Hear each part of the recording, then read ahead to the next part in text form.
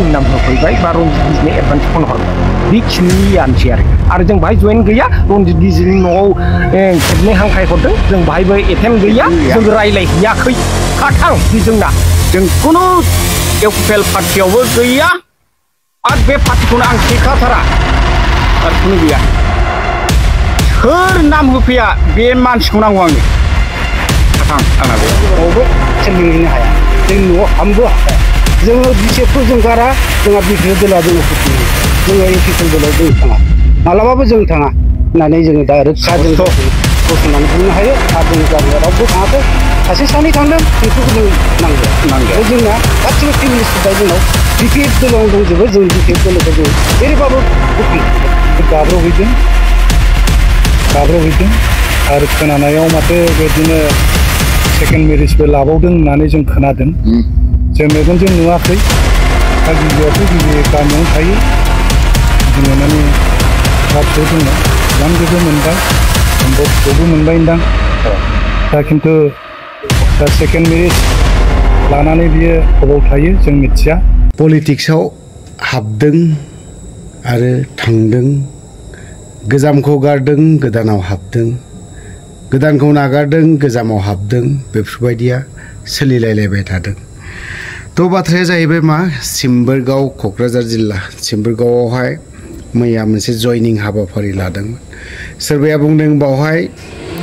BPF हान्जा दोलोखौ जिर' खालामगोन आं सोरबाया बुंदों जों बिपिएफ हान्जाखौ जों नागाराखै दासिमबो दं आरो दाबो थागोन उनावबो थागोन बिपिएफआव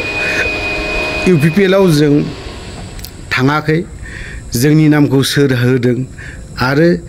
जाय मानसिया जोंनि नामखौ होदों बे मानसिखौसो जों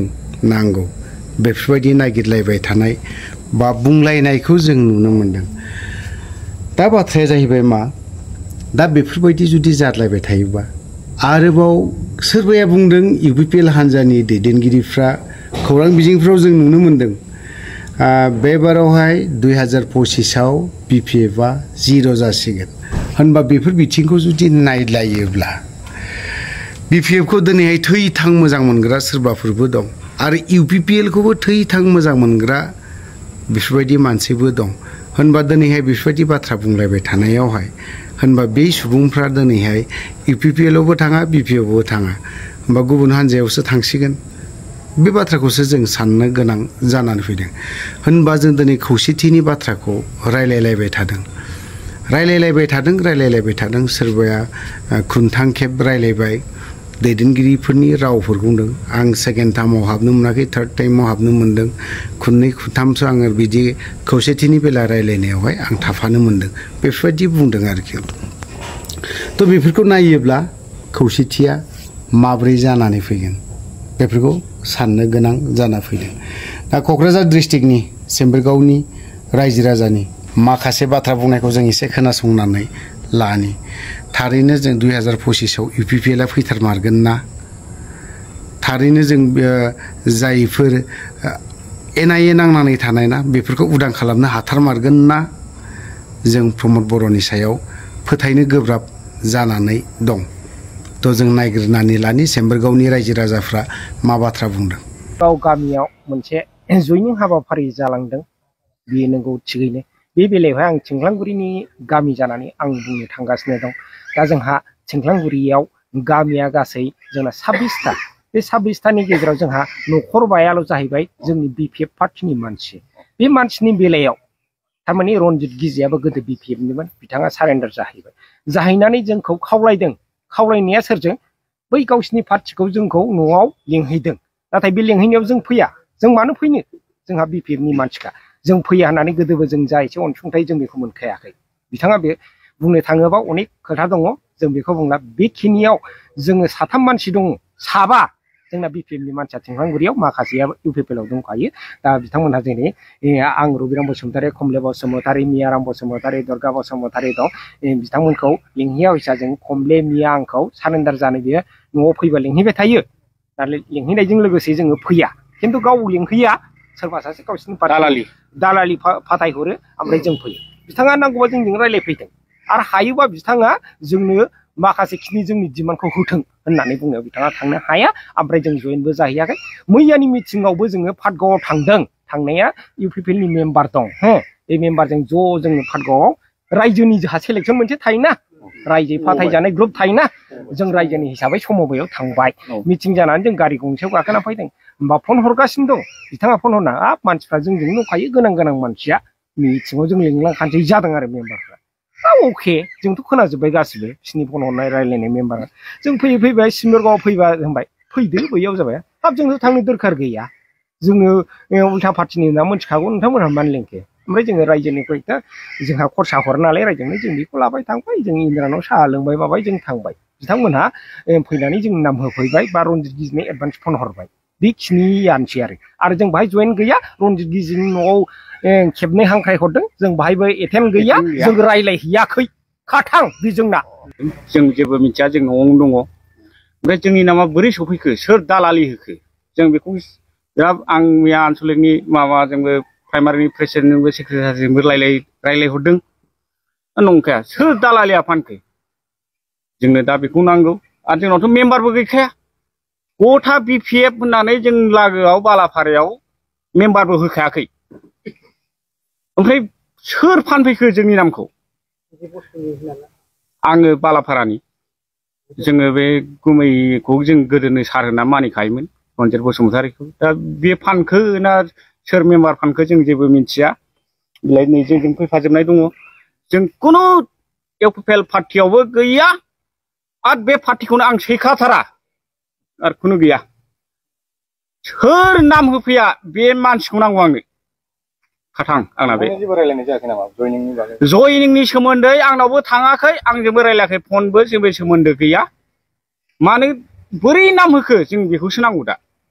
जों होनो मोना पार्टिखौ फाननो मोना गावस्रा फाननानै फैसा मोन्दों ना मादों दा जोंखौ फाननानै फैसा जानो हादों जोंनो बेखौसो नांगौ खाथां आङो बुंबाय जों इउपिपिएलआव गैया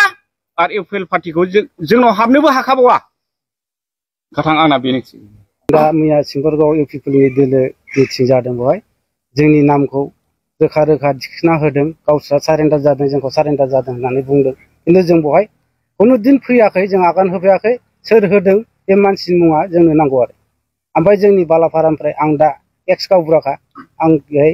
फैयाखैबो जों खोनासंबो मोनाखै जोंनि न'आवबो बिसोर लिंहैनो हाया जोंनि न'आव हाबनोबो हाखाया जोङो बिपिएफखौ जों गारा जोंहा बिपिएफ दोलोआ जोंनाव फैफिननांगौ जोङो इउपिपिएल दोलोआव जों थाङा मालाबाबो जों थाङा होननानै जोङो दा रोखा जों गसंनानै बुंनो हायो आरो जोंनि गामिया रावबो थाङाखै सासे सानै थांदों बेफोरखौ जों नांजाया जोंना गासिबो फेमिलि सुद्धा जोंनाव बिपिएफ दोलोआव दंजोबो जों बिपिएफ दोलोखौ जों जेरैबाबो बोखांफिनगोन आं दा एसेखौ बुंबाय बुंजोबनो हाया आङो खोनादों आंनि नामखौल' मथा मथि बिसोरो 40 जन 45 जनसो गाबज्रिदों जों लागोनिखौ बे खिन्थु सासेबो फैयाखै ओमफ्राय मोनसेल' खोथा आं बुंनो हागोन गावसिनिनो मानसिखा बे आबौ जाबदाया सुदेरा माबायाव ओइ पाटगावआव आर'नाइ गानखानाय बेखौनो मैया गानहोबावबाय बे 190 जननि गेजेराव माने नाम होलाबायदों बिसोरो जाहाथा खिन्थु जोंनि मानसियाथ' फैयाखै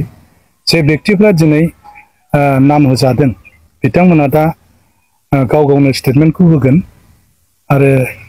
बिसोरो सम्भब 40 जनसो गावसिनि मानसिफोरखौनो बेदिनो आर'नाइ सोबाय थादों आरो बेवहाय खुनु गोदान माने बिपिएफनिफ्राय जयनिं लाफैनायखौ जों नुनो मोनाखै दा मैया जेनाखि इउपिपिएल दोलोनिफ्राय जे सिम्बोरगाव बाजाराव मोनसे जयनिं प्रग्राम जानानै थांबाय दा बे प्रग्रामाव सिम्बोरगाव आरो जायनारि प्राइमारि मोननैनि जे इउथ बिपिएफनि माखासे वार्कार साधारन वार्कार बिथांमोनहा बिसोरो इउपिपिएल दोलोआव सामिल जाहैदों दा बावहाय बेजों लोगोसे बिसोरो माखासे फेमिलि गावसिनि फेमिलिनि हाउसवाइफफोरखौ लाफानानै बिसोरो मैया जयनिं हाबाफारि लादों आरो बेजों लोगोसे बिसोरो गोबांथार बिपिएफ दोलोखौ मोजां मोनग्रा रायजो राजा साधारन बेक्तिफोरनि नामखौ होनानै बिसोरो दिनै बिपिएफ दोलोखौ माने मुं सुदों दा जोङो जायनारि आरो सिम्बोरगाव BPF दोलोनि वार्कार जानानै जों बेखौनो बिखौ दिखा होदों। मानो होनबा सिम्बोरगाव आरो जायनारि प्राइमारि मोननैयाव जोङो 90% जोंहा BPF दोलोआ वार्कार दङ। दिनैसिम जोङो बिसोरो जेरोखम बायदि खोथाफोरखौ मैया फोसावदों BPF दोलोआ सिम्बोरगाव आरो जायनारियाव माने जिर' जानो थांगासिनो दङ आरो फैगौ 2025 जेनाखि बिसायख'थि बेवहाय माने UPPL दोलोआ पावाराव फैगोन होननानै बिसोर बुंथिदों। नाथाय दिनै बेफोर मिथ्या खोथा, बेफोर खोथाफ्रा माने खुनु बिथा गैया। जों सिम्बोरगाव आरो जायनारि हिसाबै BPF दोलोआ जेरैबायदि स्ट्रं जाबोगासिनो दङ आरो बे फैगौ बिसायख'थियावबो जोङो देबोरगाव ब्लक हिसाबै जोङो BPF दोलो हिसाबै जोङो देरहागोना खाथां। दा बेवहाय जोंहा खुनु गोनो गोथो जानांगौनि खोथा गैया। दिनै बिसोरो साधारन रायजो राजाफोरनि गोसोखौ कनफिउसन खालामनो थाखाय बे मैयानि प्रग्रामखौ लानानै बिसोरो जे गोबांथार आननोन मानसिफोरनि नाम होनानै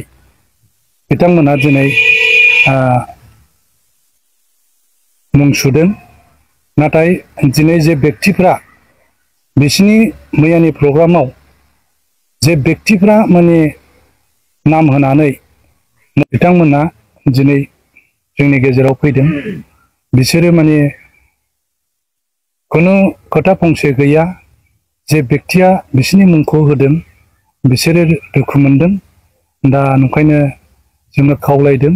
जाहाथे बायदि जोंनि BPF दोलोनि वार्कार एबा सापर्टार बिथांमोनखौ बिसोरो नाम होलाबायनानै बिसोरो बे एखे मोनसे लाजिथाव आरो मुगैथाव मोनसे खामानि जादों आरो बेथ' असम्भब। मोनसे पार्टिखौ जिर' खालायनो हानायाथ' गोजाननि खोथा। मानो होनबा माने बेयो सासे एक्स BLT वेलफेयारनि सासे सोद्रोमामोन। बे माने जों बेखौ ओनसोलनि हिसाबै जों बेखौ मिथिखागौ। गाव जेखि बुंनानै लाया मानो बे गावनि खोथा। खिन्थु जों ओनसोलनि हिसाबै जोंहा बिनि मा कुवालिटि दं मा कुवालिटि गैया जों बेखौ मिथिगौ। दिनै बियो जथेस्थ' माने बेहा मान सनमान दंमोन BPF दोलोआव थानाय समाव। खिन्थु दिनै बियो इयुनाव मा मान सनमान मोनगोन मोना जों बेखौ बुंस'नो हाया। खिन्थु दिनै बियो मा जाहोननि थाखाय बियो UPPL दोलोआव थांनानै बियो दिनै सिम्बोरगाव प्राइमारियाव जे मोनसे जयनिं प्रग्राम खालामफैदों, बेवहाय जोंहा खुनु BPF दोलो हिसाबै जों मालाबाबो दुरबल नङा आरो बियो कालेक्टरमोन होननाय जों खोनादों। बे कालेक्टर जानाय समाव बेयो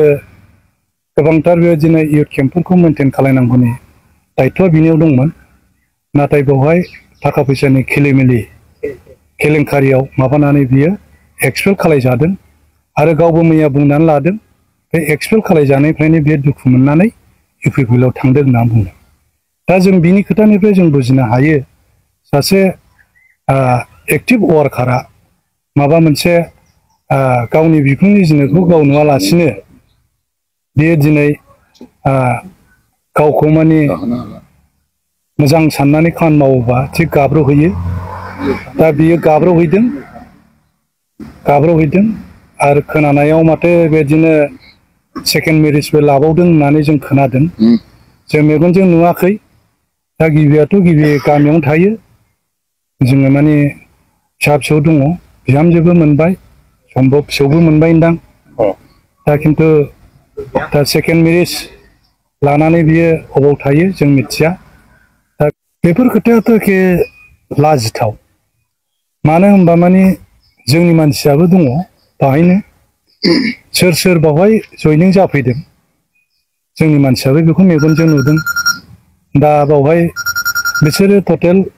190 जन बिसोरो लिस्टआव होदों। बे 190 जननि गेजेराव माने नाम होलाबायदों बिसोरो जाहाथा खिन्थु जोंनि मानसियाथ' फैयाखै जे बेक्तिफ्रा दिनै नाम होजादों बिथांमोना दा गाव गावनो स्टेटमेन्टखौ होगोन आरो बिसोर